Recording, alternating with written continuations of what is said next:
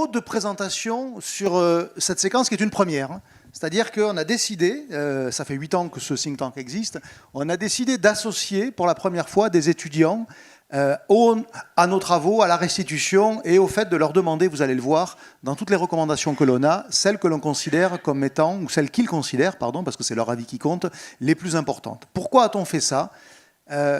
On a fait ça parce que le sujet de la transition environnementale, ce n'est pas un sujet, encore une fois, pour notre génération. C'est un sujet pour leur génération. Ils ne sont pas encore aux manettes, on espère qu'ils le seront. Et donc on avait envie de les entendre nous dire ce qu'ils pensaient de ce qu'on avait fait. Et dans les 20, ce qu'ils pensaient être le plus important. Alors, c'est très arbitraire, mais on a choisi des profils différents. On a choisi Charlotte, elle vient d'une école d'agriculture qui s'appelle Purpan. Enfin, moi, je dis encore agriculture. Je sais que maintenant, vous dites école d'ingénieur agro, machin, tout ça. Mais bon, c'est agri, on ne va pas se la faire. Voilà. Mathis, tu viens d'AgroParisTech. Voilà, la différence avec Purpan, c'est la cravate, hein, vous avez vu. C'est... Ah bah oui, c'est quand même pas rien. Hein. Et puis Pablo, lui, il vient de l'ESSEC. Alors, ça vaut ce que ça vaut, c'est pas représentatif de grand-chose, si ce n'est que chacun d'entre eux a été volontaire pour venir partager. C'est-à-dire, on ne les a pas désignés, et donc on leur a demandé, on va commencer par toi, Charlotte, quelles recommandations tu as choisi de mettre en avant, et surtout, pourquoi ? C'est un ranking de notre travail. Vous voyez, on se fait juger par des étudiants avec grand plaisir. Charlotte, tu as choisi 2 recommandations, chacun en a choisi 2. La première, c'est informer sur les gains économiques qui peuvent naître d'une modification vertueuse des pratiques agricoles. Tu vas nous dire pourquoi. Et la recommandation numéro 10, qui appelle à un affichage environnemental. Pourquoi tu as choisi ces 2 recommandations ? Alors, bonjour à tous. Merci beaucoup. Je suis très heureuse d'être ici. Je voulais également vous remercier à tous pour l'énergie et les efforts que vous consacrez à des sujets tels que celui-ci, parce qu'ils permettent en fait de dessiner et de structurer le monde pour les générations futures et pour nous. Donc, merci beaucoup. Tout ce que je vais dire, c'est bien sûr mon avis d'étudiante qui n'a pas forcément toute l'expérience et les clés pour interpréter la complexité du monde qui nous entoure, mais bon, je vais quand même essayer avec tact de faire un petit résumé de ce qui m'a convaincue et touchée dans toutes ces recommandations. Alors, avant de parler de ces 2 recommandations en particulier, je souhaitais quand même mettre en avant la chose suivante. On m'a toujours appris que avant de proposer peu importe quelle solution, il faut vraiment faire un état des lieux. C'est pour ça que la recommandation sur les diagnostics de la Ferme France et de l'industrie alimentaire française sont pour moi indispensables avant de mettre en avant n'importe quelle autre recommandation. Elles permettent de faire une analyse de cycle de vie de la filière d'un bout à l'autre jusqu'au consommateur, et donc de définir les freins, puis les trajectoires, et enfin de pouvoir proposer des solutions qui soient efficaces et efficace. Ça sent l'ingénieur. Hein. On ne peut pas bâtir un truc sans faire un état des lieux. Pas mal. Hein. Mais non, mais elle a raison. Merci. Mais il faudrait que même à l'Assemblée, ils soient d'accord avec cette connerie-là.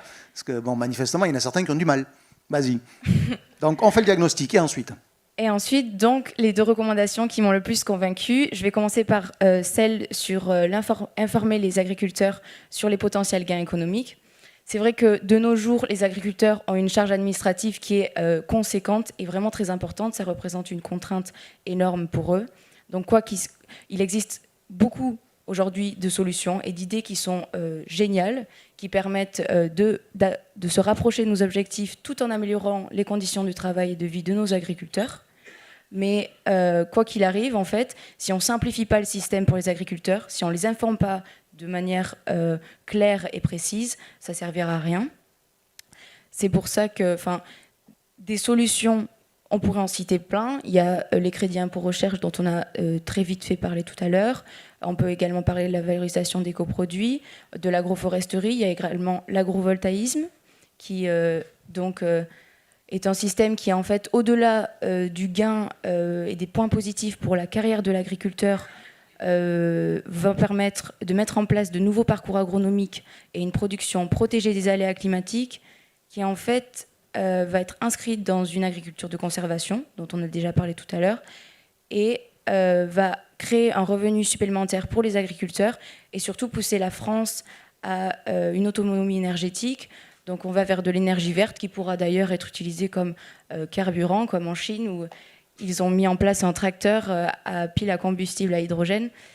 Donc bien sûr un projet qui est à l'état d'expérimentation, mais qui, à terme, peut être une solution. Donc c'est pour toutes ces raisons que je pense vraiment qu'il faut mettre en place un système d'accompagnement, de communication et d'information qui soit clair, simple et vraiment pour les agriculteurs, qu'on puisse, parce qu'ils sont moteurs et peuvent être, ils sont à la source de toute notre alimentation. Ta deuxième recommandation, alors pour le coup, elle a un prisme plus consommateur, c'est l'affichage environnemental. Voilà. C'est en gros, il faut que chaque produit porte son empreinte. Voilà, donc on l'a dit tout à l'heure, l'offre n'est rien sans la demande. C'est pour cette raison que la deuxième recommandation qui m'a convaincue porte sur les consommateurs et plus particulièrement l'affichage d'un indicateur qui soit simpliste sur chaque produit et en fait que le consommateur puisse en un coup d'œil comparer les impacts environnementaux de deux produits et donc voir après lequel choisir selon les moyens, selon s'il peut, comme on l'a dit tout à l'heure. C'est certes simpliste, mais voilà, il faut à l'image du Nutri-Score quelque chose qui soit percutant, qu'on passe pas 4 heures sur les étiquettes et qu'on puisse voir en un coup d'œil. Ensuite, avec un appui digital comme est proposé dans la recommandation, les plus curieux peuvent aller voir sur Internet qu'est-ce qui se cache derrière cet indicateur et on va pouvoir voir tous les enjeux, tous les indicateurs qu'il y a derrière cet énorme numéro pour voir quel est l'impact réel et que les gens puissent donc s'y intéresser. Et en fait, on pourrait même aller plus loin en disant on met en place une formation à l'école, je ne sais pas, au collège ou alors au lycée, une journée, une demi-journée, pour faire rayonner ce concept de transition environnementale, parce que c'est vrai qu'en passant par les écoles, ça va quand même, ça a un impact assez important. Et donc, ça permettrait de mettre en place ce système et que les gens y adhèrent. Donc en gros, il s'agit de modifier la demande en apportant de l'information sur ce que sont les produits sur ce sujet environnemental. Donc c'est la reco numéro 10. Alors encore une fois, que ça s'appelle EcoScore, Planet Score ou Tartampion Score, c'est pas le sujet, on trouvera bien quelque chose qui fonctionnera. Mathis, prends le micro. Toi, tu nous arrives d'AgroParisTech et tu as choisi deux autres recommandations, parce que pour le coup, ça ne se recoupe pas avec ce que Charlotte proposait. Tu as choisi l'idée de la corrélation ou de la recorrélation entre le prix et le coût. Alors possiblement par une forme de fiscalité, et la recommandation numéro 18 sur sensibiliser le consommateur à la valeur de ses choix, et donc en utilisant quelques symboles comme ça, comme je vous en ai montré tout à l'heure. Pourquoi tu as choisi ces deux recommandations ? À l'instar de si je devais me mettre à déplacer cette table, je pense que je la tirerais plutôt que je la pousserais. La contraction abdominale permet de tirer des éléments plus facilement qu'on ne les pousse. Et donc Putain, il fallait aller à la salle avant de venir ici pour comprendre. Putain, ça fait 10 ans que je n'y suis pas allé. Et donc, pour analyser les recommandations, je me suis mis sous le prisme du consommateur. Et donc, ces deux mesures, principalement donc, la 15e, corréler le prix, entre le prix de l'alimentation et le coût qu'il représente environnementalement parlant, c'est une solution qui permettrait de faire naître la prise de conscience environnementale, tant dans un supermarché qu'auprès des autres producteurs, puisqu'on regarderait le score ou le surcoût d'une production à droite, à gauche. Toutefois, cette recommandation, si on la met sous le point de vue d'une hausse tarifaire ou d'une baisse de tarifs, représente un certain problème puisqu'on assistera facilement à un conflit d'intérêts entre l'implémentation de cette mesure et le prix du bien à acheter. Admettons qu'un produit soit moins bon pour l'environnement, il subit une hausse tarifaire. Il est simple et très facile d'envisager que certains industriels chercheraient à réduire leur marge de production pour absorber cette hausse tarifaire. Si l'absorption de cette hausse tarifaire se produit, on va assister finalement à un cercle vicieux puisque, ok, nous aurons implémenté une taxe, mais il n'y aura pas réellement de mesure d'impact sur la filière et le consommateur finalement paiera le produit le même prix. C'est ce que font les tabatiers, je ne sais pas comment on les appelle, les industries du tabac, autant qu'ils le peuvent à chaque fois qu'il y a des hausses, c'est-à-dire comment je limite l'impact de la hausse en revoyant ma structure de coût. Voilà, pour avoir un bien qui soit toujours attractif pour le consommateur.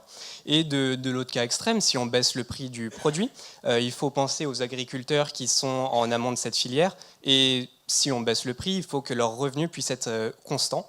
Donc si en baissant le prix, il faudrait qu'un acteur, soit l'État, soit un distributeur, puisse absorber cette marge de tarif. Donc ce qui nous emmène finalement à avoir un budget dédié à cette mesure, ce qui aujourd'hui, en tout cas, en termes de dette publique, est plutôt compliqué à mettre en place.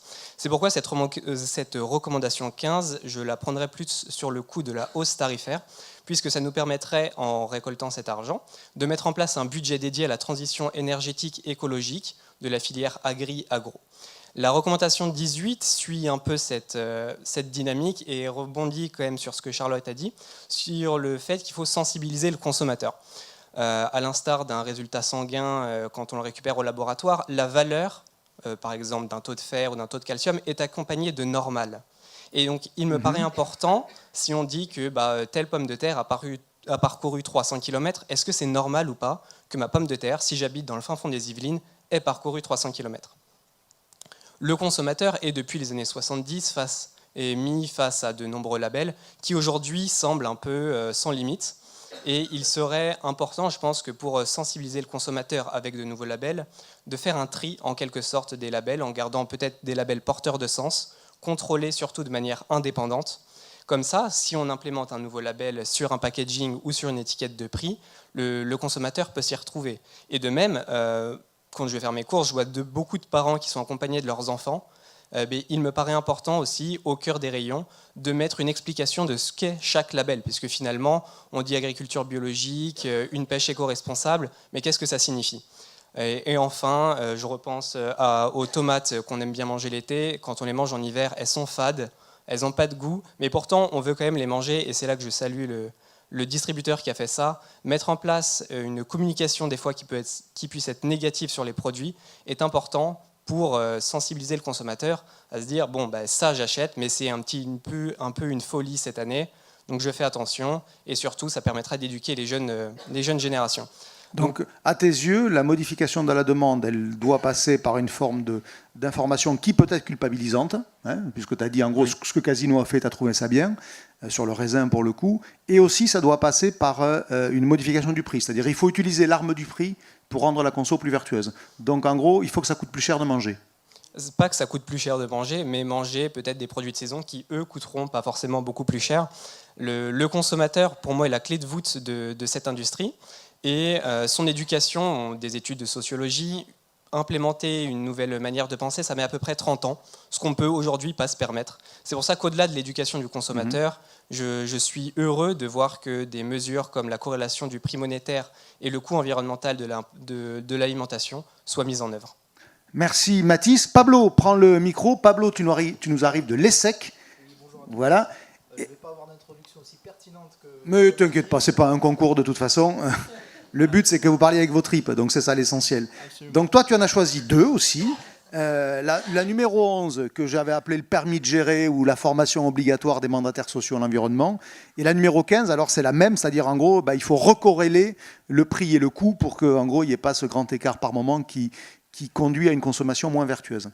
Oui, absolument. Donc, pour la recommandation 11, donc, en plus de mes études à l'ESSEC, je suis membre d'un collectif étudiant qui se nomme Pour un réveil écologique et qui s'est fait en charge de pousser ces enjeux de formation environnementale au sein des institutions universitaires de grande école, mais également au sein de l'entreprise.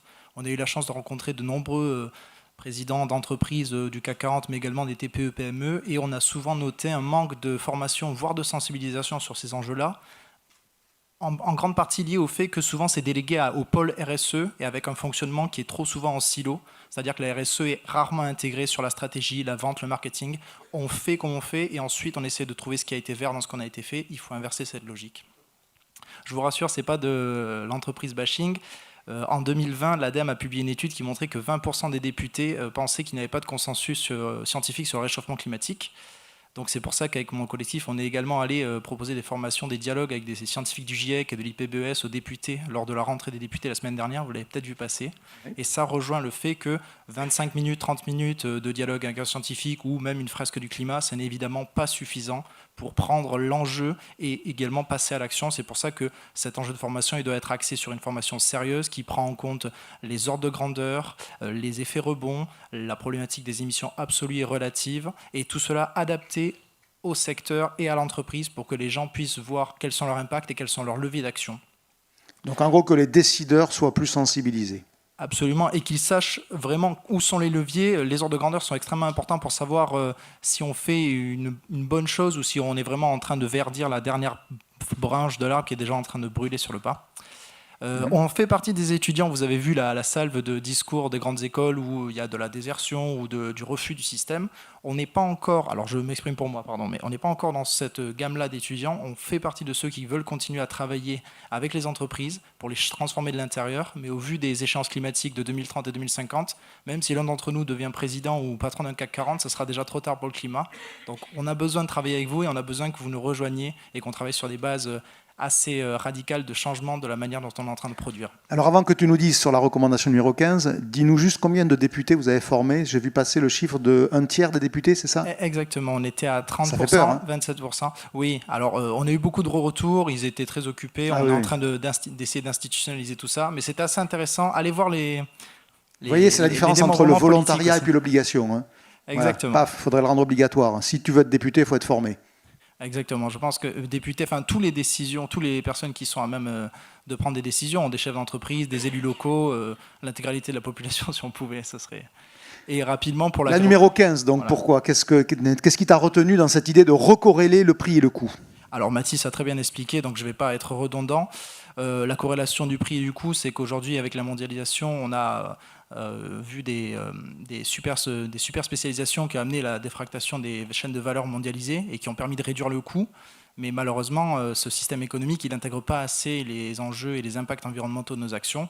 Donc on a besoin de recorréler le prix et c'est absolument important. Et c'est très complexe parce qu'il y a évidemment le poids carbone, mais il y a aussi le changement d'affectation des sols, les impacts sur la biodiversité, et le consommateur lambda, il n'a pas le temps et parfois pas l'énergie, on ne peut pas lui en vouloir, de s'intéresser sur ces enjeux-là. Donc c'est pour ça que la recommandation 15 me paraît absolument évidente. J'ajouterai au détail d'implémentation de Mathis un volet social, c'est-à-dire qu'aujourd'hui, on ne peut pas encore demander aux gens qui sont les plus démunis de repayer un peu plus cher, parce que je ne suis pas d'accord, je pense qu'on va devoir réapprendre à payer le juste prix des choses, mais malheureusement, on ne peut pas le faire payer sur ceux qui sont les plus démunis. L'INSEE, en 2020, montrait que les 10% les plus aisés dépensent 15% de leur budget pour l'alimentation, contre 25% pour les 10% les plus défavorisés. Donc l'État doit mettre cette taxe corrélée à un revenu social. Je sais que c'est complexe, mais depuis quand la complexité, on doit la fuir? Vous faites partie des gens qui vous montrent que le contraire, vous n'y tournez pas le dos, et je vous remercie pour ça. Ben merci.